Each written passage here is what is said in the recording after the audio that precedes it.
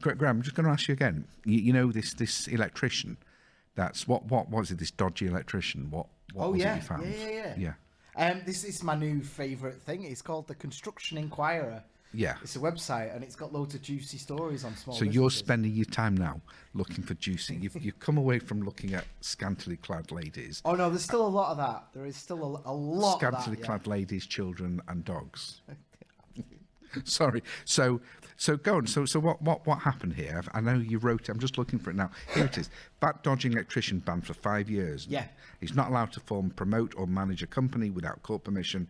Owed £100,000 in unpaid VAT, and they're in Nottingham. I tell you what though, that was only over 3 years as well. So he's done well to clock up 100k's worth of unpaid VAT, hasn't he? He must have been going like the clappers. I don't know, because I went and looked at this guy's accounts. Yeah. And what I will say is that I've seen people for many, many years, and it's a bit about what I'm saying with the franchising, that they don't look to avoid VAT. They just don't. They just don't get bookkeeping. And I've never met this guy, don't know who he is, but I've seen this situation. And I bet he's just somebody that's trying to make a living and buried his head. Because the company, and I'm not going to mention names, but the company, this guy who owns this company only has one company. Quite often people are looking to play games. They've got more than one company. When he's been banned from 5 years, what that often means is that he's been disqualified as a company director, of acting as a company director. Now, you get disqualified when so easily these days, but when the official receiver look at your accounts and can't quite piece things together or feel that you've been a little bit irresponsible, because if they were accusing him of corruption, he'd probably get a prison sentence as well. But they're saying this is careless behaviour. And so they've said, well, you can't go to prison, but we're going to strike you off and you can't run a business now for 5 years. So it's nothing against him, he's been banned, but anyone that's been disqualified as a director. And this is probably what's gone on. The guy's probably relieved to get out of it, because he also didn't put accounts in either. He put one set of accounts in and then nothing. So that tells me that accountants have been a bit remiss as well.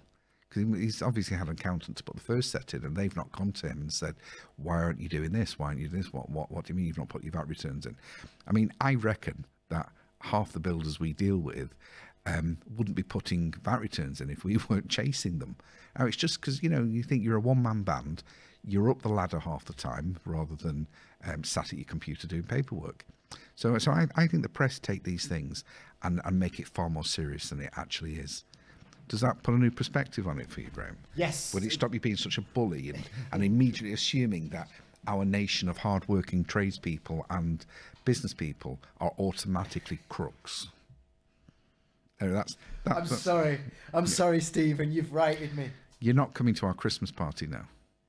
No, I don't want people. No, but as it happens, we're having a Christmas party on the 16th, and we're inviting a few people. We've got food. We've got a comedian coming to tell jokes, and generally good time.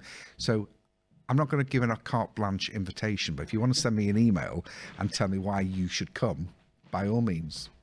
Free food, free entertainment. You get to meet Graham, and hopefully he'll have his clothes on. I haven't agreed to come to anything. What are you talking about? Well, we're doing the show afterwards, so yeah. It's free food. You'll be here. It's nice food. Thank you for watching. I hope you enjoyed that. If you want to carry on watching, we've got loads of videos all around us. But if you have more real-world issues and something you'd like to talk about, do feel free to contact me. Just go to my website, stephenenglander.co.uk, fill in the form, tell me what it is roughly you want to talk about, and I'll be in touch. Thank you.